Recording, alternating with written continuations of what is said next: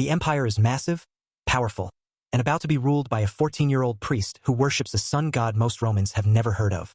His name? Elagabalus, and he's about to become one of the most talked about emperors in Roman history, for all the wrong reasons. Was he a revolutionary challenging Rome's rigid traditions? A spoiled teenager drunk on power? Or a victim of ancient propaganda? Today, we're diving into the wild, scandalous, and short reign of Rome's most controversial teen emperor. Let's rewind. The year is 217 CE, and Emperor Caracalla, remember him, the guy who built those famous baths, has just been assassinated. The throne goes to Macrinus, a military commander. But there's a problem: legitimacy. Enter Julia Maesa, Caracalla's aunt and possibly the most ambitious grandmother in Roman history. She's got a plan, and it involves her 14-year-old grandson.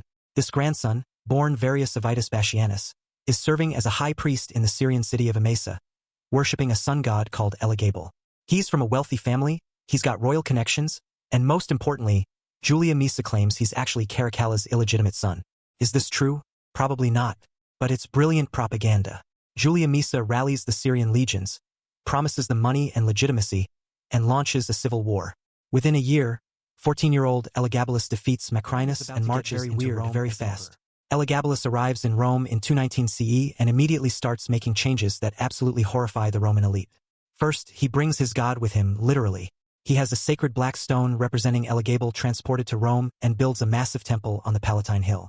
He doesn't just want Romans to accept this foreign god. He wants Elagabal to be the supreme deity, above even Jupiter. Imagine the Pope suddenly announcing that everyone needs to worship a god from another religion. That's the level of shock we're talking about. But it gets stranger. Elagabalus wears elaborate Syrian priestly robes, performs exotic religious ceremonies, and reportedly tries to marry a Vestal virgin, one of Rome's most sacred priestesses who had taken a vow of celibacy.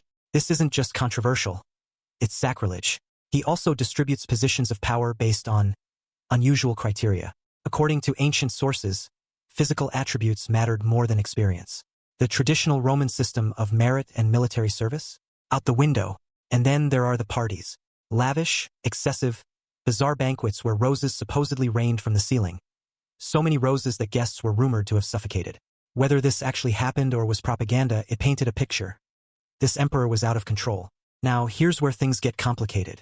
Ancient historians, mostly writing years after Elagabalus died, claim he did some truly outrageous things. They say he married and divorced 5 times in 4 years, that he dressed in women's clothing and may have asked physicians to give him female anatomy, that he married a male athlete in a public ceremony, that he worked as a prostitute in the palace. Modern historians debate how much of this is true. Roman writers had a habit of exaggerating or inventing scandalous stories about emperors they didn't like. Elagabalus was probably challenging gender norms and traditional Roman sexuality in ways that terrified conservative senators. Some scholars today even suggest Elagabalus might have been transgender, though we have to be careful applying modern concepts to ancient people.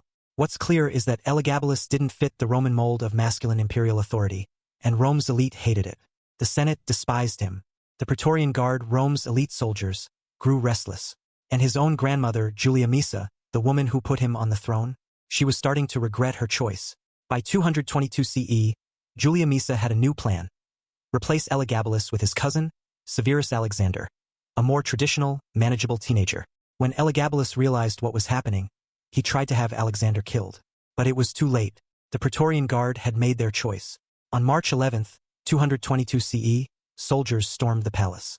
Elagabalus, just 18 years old, tried to hide in a chest. He was dragged out, murdered, and his body was desecrated. Thrown into the Tiber River, the ultimate Roman insult. His mother died with him. Julia Maesa's for less than 4 years. So what do we make of Elagabalus? For centuries, he was remembered as the worst kind of tyrant, decadent, perverse, incompetent. But modern historians are taking a second look. Maybe Elagabalus was a victim of propaganda. Maybe he was genuinely trying to reform Roman religion and society. Or maybe he was just a teenager given absolute power with no idea how to handle it. What's undeniable is that Elagabalus challenged everything Rome stood for, and Rome destroyed him for it. His story is a reminder that history is written by the winners, and sometimes the truth is buried under centuries of scandal. Thanks for watching. If you enjoyed this dive into Rome's wildest emperor, hit that subscribe button and let me know in the comments.